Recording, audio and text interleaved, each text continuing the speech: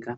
आज के हम इस वीडियो में नागरिकता से जितने भी प्रश्न पूछे जाते हैं, उन सभी को देखेंगे और एक ही वीडियो में इन्हें कंप्लीट कर देंगे, ठीक है? तो आइए देखते हैं।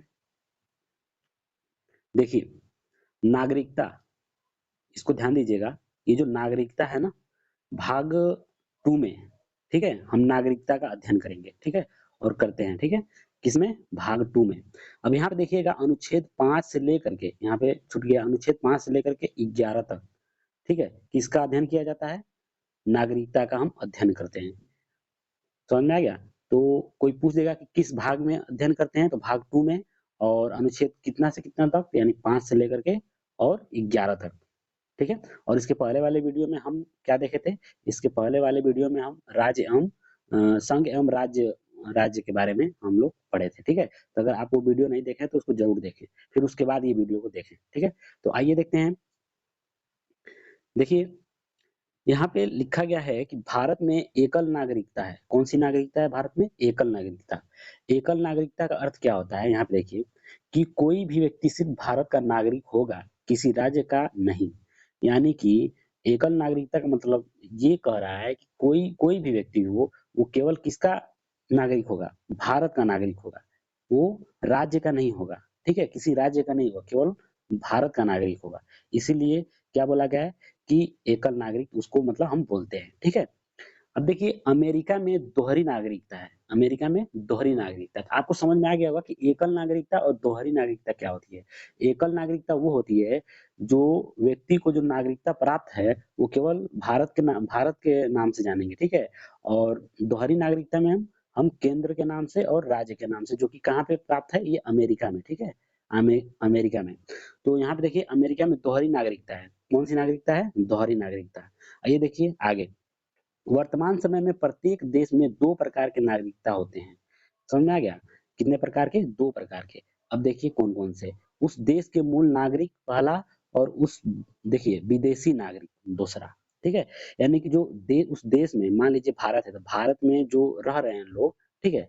तो वो मूल नागरिक कहलाएँगे। और विदेशी नागरिक, यानी कि जो विदेश में रहते हैं, तो वो कौन से नागरिक कहलाएँगे? विदेशी नागरिक कहलाएँगे, ठीक है? आगे देखिए, विदेशी नागरिक 2 प्रकार के होते हैं। एक विदेशी मित्र हो गया और विदेशी शत्रु हो गया, ठीक है? तो ये कितने प्रकार के हो जाएँगे? विदेशी नागरिक 2 प्रकार के। समझ में आ गया? देखिए यहाँ पे केवल भारतीय नागरिकों को प्राप्त अधिकार, यानी कि केवल भारतीय नागरिकों को क्या-क्या प्राप्त है। अब यहाँ पे देखिएगा, ये जो बोला गया है पहले में, उस देश के मूल नागरिक और विदेशी नागरिक। ये भी हो सकता है कि मान लीजिए कि हमारा भारत है, ठीक है? हमारा भारत है, ठीक? ये हमारा भारत है। इस भारत में जो रह रहे हैं लोग, ये क्या कहलाएँगे? मूल नागरिक हो जाएँगे। और अन्य अन्य कोई अगर विदेश से आकर के रहता है, ठीक है? जैसे हमारा अन्य कोई विदेश से कोई मित्र हो गया, ठीक है? विदेशी मित्र हो गया, ठीक है? तो वो विदेशी नागरिक कहलाएँगे, ठीक है? तो देखिए, आगे देखिए, यहाँ पे हम देख रहे थे ना कि विदेशी नागरिक कितने होते हैं? 2 प्रकार के होते हैं। एक हो गया विदेशी मित्र, एक हो गया विदेशी शत्रु, ठीक है? देखिए, केवल भारतीय नागरिकों को प्राप्त अधिकार, यानी कि हमारे भारत में रहने वाले लोगों को, ठीक है? हमारे देखिए, हमारे भारत में रहने वाले लोग क्या होंगे? नागरिक होंगे। और उनको जो प्राप्त अधिकार है, उनके बारे में हम देखेंगे, ठीक है? भारत का सर्वोच्च पद प्राप्त करने, देखिए पहला है भारत का सर्वोच्च पद प्राप्त करने। और दूसरा क्या है? दूसरा अधिकार क्या है? संवैधानिक पद प्राप्त करने करने का। और तीसरा है चुनाव लड़ने का, ठीक है? और क्या है? चौथा, मतदान करने का। यानी कि केवल भारतीय नागरिकों को कितने अधिकार प्राप्त हैं? 4। पहला भारत का सर्वोच्च पद प्राप्त करने का, संवैधानिक पद प्राप्त करने का, और दूसरा है चुनाव लड़ने का, तीसरा चुनाव लड़ने का, और चौथा मतदान करने का। ठीक है? इतना अधिकार है। अब यहाँ पे देखिए, अनुच्छेद 15, 16, 19, 29 और 30 के अनुसार प्राप्त सुविधा, यानी कि जितने भी सुविधा हैं, ये अनुच्छेद कितने-कितने के अंतर्गत हैं? 15, 16, 19, 29, 30 के अनुसार है, ठीक है? इसके अनुसार है, इतना अनुच्छेद के अनुसार होंगे, ठीक है? नागरिकता के समर्थन में कानून बनाने का अधिकार किसको है? संसद को है, ठीक है? इसको पहले वीडियो में हम चर्चा कर चुके हैं इस पे, ठीक है? तो आगे देखिए, संसद ने नागरिकता संशोधन अधिनियम कब पारित किया था? 1955 में पारित किया था। इस अधिनियम के अनुसार भारत की नागरिकता कितने प्रकार की ली जा सकती है? 5 प्रकार से, ठीक है? आगे है जन्म द्वारा, वंश द्वारा, पंजीकरण द्वारा, विदेशीकरण द्वारा और भूमि के अर्जन ग्रहण द्वारा। ठीक है, तो कितने प्रकार से नागरिकता प्राप्त की जा सकती है या ली जा सकती है, तो ये इतना प्रकार होना चाहिए, 5 प्रकार। ठीक है, तो पहला तो जन्म द्वारा, दूसरा वंश द्वारा, पंजीकरण द्वारा, विदेशीकरण, भूमि भूमि का अर्जन ग्रहण द्वारा। ठीक है, नागरिकता का अंत कैसे हो सकता है, तो इसके बारे में देख लीजिए। नागरिकता का अंत, नागरिकता से वंचित करने की शक्ति संसद के पास है। इसके निम्न आधार हैं, क्या है? युद्ध काल में शत्रु देश की सहायता करना, यानी कि कोई शत्रु देश है और युद्ध के समय उस देश की कोई सहायता कर देता है, उस शत्रु शत्रु मतलब शत्रु देश की सहायता अगर कोई कर देता है, ठीक है, तो उस समय उसकी नागरिकता क्या कर दी जाएगी? हटा दी जाएगी, उससे वंचित कर दी जाएगी। ठीक है, नागरिकता से। संविधान के प्रति अविश्वास।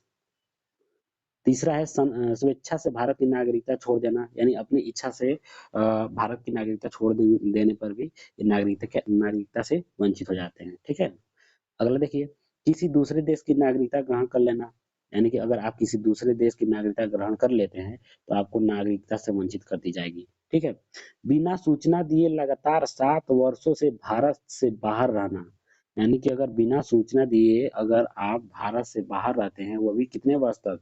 7 वर्ष तक, तो आपको नागरिकता से वंचित कर दिया जाएगा। अगला देखिए, संविधान के प्रारंभ पर नागरिकता। देखिए अनुच्छेद 5, अनुच्छेद 6 और अनुच्छेद 7, 8, 9, 10, 11 तक देखेंगे। ठीक है, देखिए संविधान लागू होने के समय व्यक्ति का जन्म हुआ हो या उसके माता पिता का जन्म हुआ हो या संविधान लागू होने के 5 वर्ष से अर्थात 1995 से भारत में रह रहा हो, तो भारत का नागरिक माना जाएगा। ठीक है, ये अनुच्छेद 5 में बोला गया है। ठीक है, अनुच्छेद 6 में क्या बोला गया है कि पाकिस्तान से भारत आने वाले व्यक्तियों के नागरिकता संबंधित प्रावधान है। किसमें? अनुच्छेद 6 में, यानी जो पाकिस्तान से भारत आएंगे, ठीक है, तो उनके बारे में नागरिकता से संबंधित प्रावधान किसमें किया गया है? अनुच्छेद 6 में किया गया है। अनुच्छेद 7 में क्या बोला गया है कि भारत से पाकिस्तान जाने वाले और कुछ समय बाद पाकिस्तान से भारत लौटने वाले व्यक्ति के लिए नागरिकता संबंधित प्रावधान है। ठीक है, यानी कि जो भारत से पाकिस्तान गए और कुछ समय के बाद पाकिस्तान से पुनः क्या भारत आ गए। ठीक है, तो इसके बारे में नागरिकता से संबंधित प्रावधान किसमें है? अनुच्छेद 7 में है। ठीक है, अब देखिए अनुच्छेद 8 में, अनुच्छेद 8 में क्या है? अनुच्छेद 8 में जो है भारत से बाहर रहने वाले व्यक्ति के संदर्भ में नागरिकता संबंधित प्रावधान। और अनुच्छेद 9 में क्या है? स्वेच्छा से भारत की नागरिकता छोड़ देने पर भारत का नागरिक नहीं रहना। समझ में आ रहा है? तो मतलब कोई भी व्यक्ति हो अगर अपनी स्वेच्छा से भारत छोड़ देता है, ठीक है, तो वो भारत का नागरिक नहीं कहलाएगा। ठीक है, इसको हम क्या बोलते हैं? एकल नागरिकता का प्रावधान बोलते हैं। क्या बोलते हैं? एकल नागरिकता का प्रावधान। अगला क्या है? अगला है अनुच्छेद 10। ठीक है, नागरिकता के अधिकारों का बना रहना। ठीक है, अनुच्छेद 10 में क्या बोला गया है कि नागरिकता के अधिकारों का बना रहना। और लास्ट है अनुच्छेद 11 में संसद द्वारा नागरिकता के अधिकारों का विधि द्वारा विनियमन किया जाना।